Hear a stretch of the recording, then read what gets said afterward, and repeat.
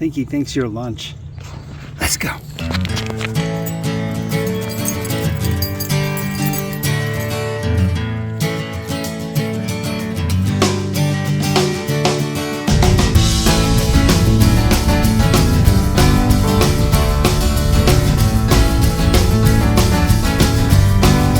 All right, you can watch the clouds transition. It was bright and sunny up at my house. Now we're getting into the fog. Now as we get down to the valley, it's going to be foggy till about 9 or so. This should all burn off. It's going to be 60s today, so just a beautiful day. Got a bunch of dogs. Of course I've got a bunch of dogs to do. So, hey, let's just get going. You know, funny thing with the weather, I remember one morning I came out and it was a bright, sunny day. And it's like, oh, this is really nice. And I step outside of my door and the whole valley was carpeted. It looked like in cotton. And it was funny because the cloud came right up to the top step on my porch. It was pretty funky. It's cool living on top of the mountain.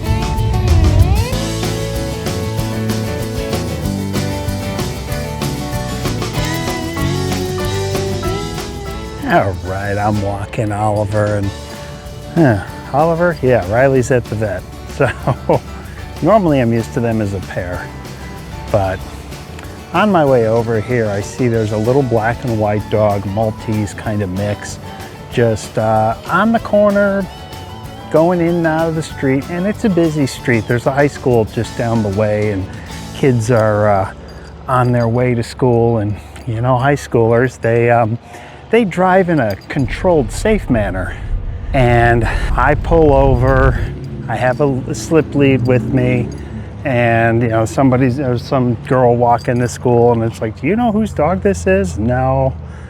You know, I'm trying to get the dog on the leash, and we're going a couple doors down, and the dog ends up stopping in front of this house. Okay, you know, of course I can see the dog has a collar, no tag, because of course they don't have a tag. And a lady comes to the door and she's in a towel, and she's like, oh, it's okay, it's okay. And I'm like, the dog lives here? Yeah. I go, lady, don't just let your dog out. This isn't the 50s. You know, your dog was all the way down the street, in the street. Okay. Stupid. It really just ticks me off. And on top of that too, I'll admit there's a little bit of, I hate to say this word, I don't want to sound like a millennial crybaby, but there's a little bit of anxiety, like, oh crap, here's a lost dog. You've got a collar, but do you have a tag? Because I really don't want to get involved if you don't have a phone number or some way that I can get a hold of your owner. Because the last thing I want to do is drop the dog off at the shelter, but sometimes, you know, what can I do?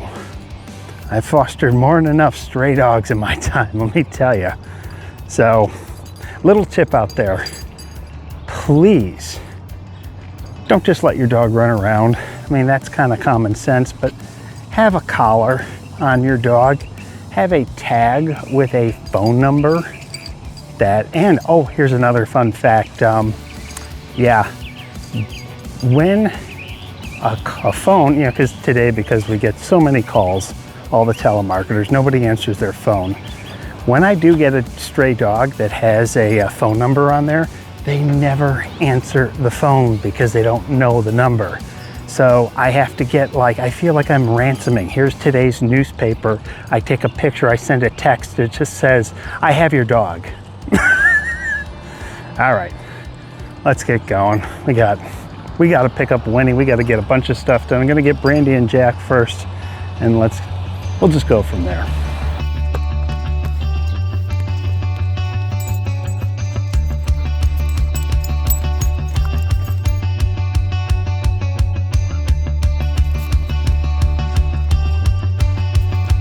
Come on, buddy. His mortal enemy peed there. It's a long story.